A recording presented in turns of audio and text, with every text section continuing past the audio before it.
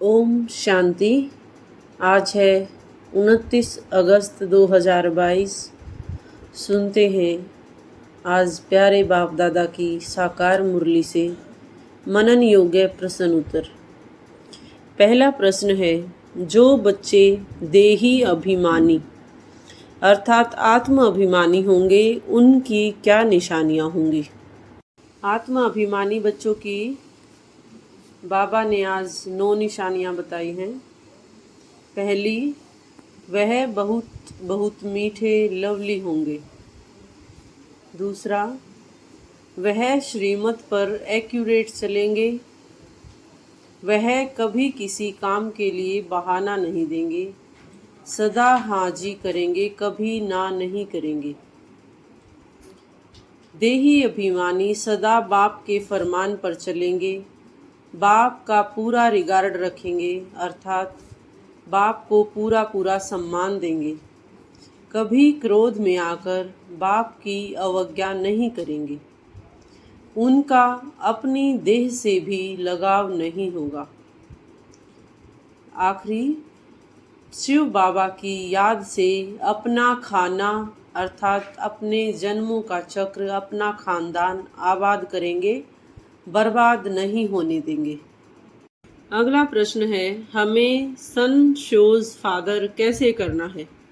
बाबा कहते हैं, अभी तुम बच्चों को ही बाबा का शो करना है। फादर अपना शो कभी नहीं करता, क्योंकि बाबा तो कहीं बाहर जाएंगे नहीं। तुम बच्चों को ही बाप का परिचय देना है। यह भी समझते हैं कि बेहद का बाप स्वर्ग का रचयिता है। तो हमें सबसे पहला प्रश्न पूछना है कि तुम्हारा परम पिता परमात्मा से क्या संबंध है।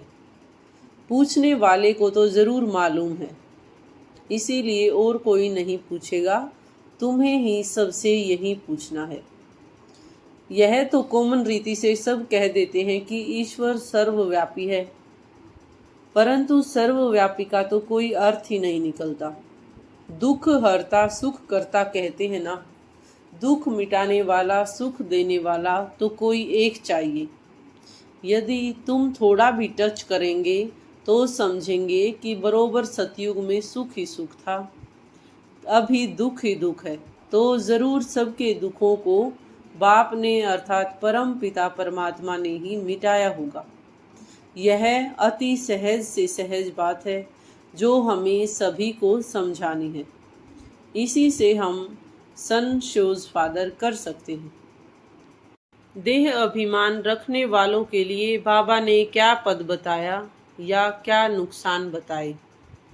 बाबा ने आज देह अभिमान में रहने वाले बच्चों के लिए भी निशानियां बताई हैं कि देह अभिमान में रहने वाला श्रीमत पर नहीं चलेगा, और श्रीमत पर न चलने वाले को बाबा कभी अपना बच्चा कह नहीं सकते। बाहर से भले बच्चे बच्चे कहते हैं, परंतु अंदर में बाबा जानते हैं कि यह नाफरमान बरदार है, यह क्या पद पाएंगे। श्रीमत पर अमल नहीं करते हैं, देह अभिमान के कारण श्रीमत पर नहीं चलते हैं। देह अभिमानी बनने से सत्यानाश हो जाती है। बाबा कहते हैं, बाहर में जो प्रजा बनने वाले थे उनसे भी गिर पड़ेंगे, प्रजा में जो साहूकार बनेंगे उनके भी नौकर चाकर का पद मिलेगा। अर्थात अज्ञानी और देह अभिमानी आत्माओं की यही चाल आज बाबा ने बताई है।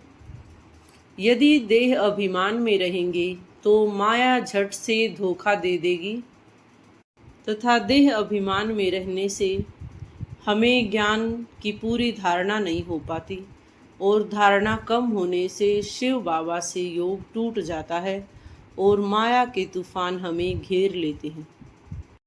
तथा बाबा ने देह अभिमानी बच्चों का सादृश्य आज बंदर से किया है कि जिस प्रकार से बंदर किसी का भी रिगार्ड नहीं रखता, वह हाथी को भी देखकर गुर गुर करेगा। तो जो देह अभिमान में रहते हैं वे अंदर से कड़वे रहते हैं, तो उनको बाबा कभी भी सपूत बच्चे नहीं कहेंगे। बाबा कहेंगे इससे तो ज्ञान में नए आने वाले बच्चे ज़्यादा अच्छे हैं, बाहर रहने वाले ज़्यादा अच्छे हैं, रिगार्ड तो रहता है। बाकी अंत में बाबा कहते हैं कि यह सब भी ड्रामा ही कह सकते हैं। ज्ञान में आने के बाद हम कांटों के जंगल से किस प्रकार निकल गए हैं। हम देखते हैं कि दुनिया में तो बड़ा भारी दुख भरा पड़ा है। सब जगह मारा मारी है, खून खराबी है। इसको ही कांटों का जंगल कहते हैं। तुम सबने ज्ञान में आकर इनसे किनारा कर लिया है। अभी तुम संगम पर हो। बुद्धि में है कि हम गृहस्थ व्यवहार में रहते संगम पर खड़े हैं। अभी हम कांटों से फूल बनते जा रहे हैं। कांटों से हमारा पल्ला अभी निकलता जा रहा है। दुनिया में रिलीजियस सिर्फ तुम ही हो, वह भी नंबरवार पुरुषार्थ अनुसार। अर्थात जो बाप को जानते ही नहीं वह हुए इररिलीजियस। कहते भी हैं धर्मी और अधर्मी। तुम्हारा है माया के साथ गुप्त युद्ध। तो हम ज्ञान सुनते सुनते और बाबा को याद करते करते इस दुनिया के कांटों के जंगल से उपराम हो चुके हैं। अपना खानदान आबाद करने की आज बाबा ने क्या युक्ति बताई है। बाबा समझाते हैं, यदि हम बुद्धि में हमेशा यह याद रखें कि हम शिव बाबा से स्वर्ग का वर्षा ले रहे हैं, तो हमारा खानदान आबाद हो जाएगा। और यह भूल जाएं कि हमें शिव बाबा से क्या सुनना है और क्या धारण करना है, हमें क्या वर्षा मिलता है। यह भूलने से ही हमारा खाना खराब हो जाएगा, बर्बाद हो जाएगा। और खाना आबाद होगा शिव बाबा के भंडारे से। इसको भूला तो झोली खाली हो जाएगी। प्रजा में भी साधारण पद पाएंगे और अंत में सजाएं भी बहुत खाएंगे। और खुद छोड़ने से यदि हम ज्ञान को पूरी तरह से धारण नहीं करते हैं तो उस अधूरे ज्ञान से फिर हम औरों को भी संशय बुद्धि बनाते हैं। तो बाबा को ऐसे बच्चों पर तरस पड़ता है, परंतु बाबा माया के वार के बीच में कुछ नहीं कर सकते। बाकी बाबा हमें हर पल सिखलाते रहते हैं। अर्थात उस्ताद सिखलाते तो बहुत हैं कि हमें अचल अडोल रहना है। नहीं रहते हैं तो बाबा समझते हैं कि ज़रूर यह सिल्वर एज तक भी अभी नहीं पहुंची है। ज्ञान पूरा न होने के कारण शिव बाबा से योग टूट पड़ता है। तो बाबा हमें समझाते हैं कि हमारा काम शिव बाबा से है। कुछ भी है हमको शिव बाबा से वर्षा लेना ही है। मम्मा बाबा ने भी उन्हीं से वर्षा लिया है, उनकी ही मुरली सुनी है और अब हमें भी उनकी ही मुरली सुननी है। नहीं तो कहाँ जाएंगे। अर्थात हट्टी तो एक ही है ना। अर्थात हम सब की मंजिल एक ही है। उनके पास जाए बगैर मुक्ति और जीवन मुक्ति मिल नहीं सकती। बाबा की याद भूलने व याद रहने की क्या निशानी बताई है। बाबा बताते, यदि तुम बाप को याद नहीं करेंगे तो माया का थप्पड़ लग जाएगा, तूफान आएगा।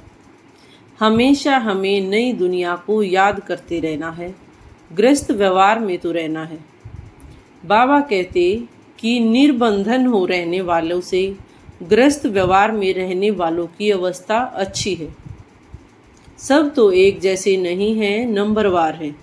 जिस प्रकार से स्कूल में कोई भी एक जैसा नंबर थोड़े ही लेके आता है, तो यह भी बेहद का स्कूल है। जो बच्चे निरंतर बाप की याद में रहेंगे वही विशाल बुद्धि बनेंगे। तो तुम बच्चों की अब विशाल बुद्धि बनी है, क्योंकि तुम मूल वतन, सूक्ष्म वतन, स्थूल वतन और यह सारा चक्र कैसे फिरता है इसको जानते हो। उसी को बेहद की बुद्धि कहा जाता है। सभी मनुष्यों की अभी है हद की बुद्धि, तुम्हारी बनती है बेहद की बुद्धि। तो बच्चों को बहुत मीठा बनना पड़े। जितना मीठा बनेंगे, जितना याद में रहेंगे, उतना संपूर्ण बनेंगे और वही अविनाशी भविष्य हमारा बन जाएगा। बाबा ने आज यज्ञ सेवा की कौन सी सहज युक्ति बताई है? बाबा ने आज रुद्र ज्ञान यज्ञ की सेवा के लिए कहा है कि इस यज्ञ की बहुत ज़्यादा संभाल करनी है। जहाँ भी सेंटर स्थापन होते हैं वहीं शिव बाबा का यज्ञ है। इस यज्ञ को रचने के लिए सिर्फ 3 पैर पृथ्वी के चाहिए बस। यदि कोई बूढ़े हैं, खुद समझा नहीं सकते हैं, तो वे फिर किसी कोई भाई या बहन को बुलाओ और एक छोटा सा कमरा बना दो और बोर्ड लगा दो। यही सबसे बड़ा पुण्य है, क्योंकि अभी कलयुग है, विनाश सामने खड़ा है और बाबा से ज़रूर हमें वर्षा लेना है। संगम पर ही हमें वर्षा मिलता है, जो फिर भविष्य के लिए अविनाशी हो जाता है। तुम बहुत समझा सकते हो कि सिर्फ 3 पैर पृथ्वी के चाहिए, तथा तुम ही सभी को एक ही मंत्र देते हो, मन मना भव। सिर्फ कहते हो बाप को याद करो तो अंतमति सो गति हो जाएगी। आगे बाबा कहते हैं, यज्ञ की बहुत प्यार से सच्चे दिल से संभाल करनी है। बहुत लवली अर्थात मीठा बनना है, सपूत बनकर दिखाना है, कोई भी अवज्ञा नहीं करनी है। बाबा की दृष्टि में महादानी आत्माएं कौन हैं? आज का प्यारे बाबा का वरदान है, ज्ञान गुण और शक्तियों से संपन्न बन, दान करने वाले महादानी भव। सारे दिन में जो भी आत्मा संबंध संपर्क में आए उसे महादानी बन, कोई न कोई शक्ति का, ज्ञान का, गुणों का दान दो। दान शब्द का रूहानी अर्थ है सहयोग देना। आपके पास ज्ञान का खजाना भी है तो शक्तियों और गुणों का खजाना भी है। तीनों में संपन्न बनो। कैसी भी आत्मा हो, गाली देने वाली, निंदा करने वाली भी हो, उसे भी अपनी वृत्ति और स्थिति से गुणों का दान करो, वही आत्मा महादानी होती है। आज का स्लोगन है, जो एक बाप से प्रभावित हैं उन पर किसी आत्मा का प्रभाव पड़ नहीं सकता। आज की मुरली से स्वमान है, मैं महादानी विश्व कल्याणकारी आत्मा हूँ। मैं बाबा की श्रीमत पर चलने वाली फरमान बरदार व सर्विसेबल आत्मा हूँ। धन्यवाद। ओम शांति, ओम शांति, ओम शांति।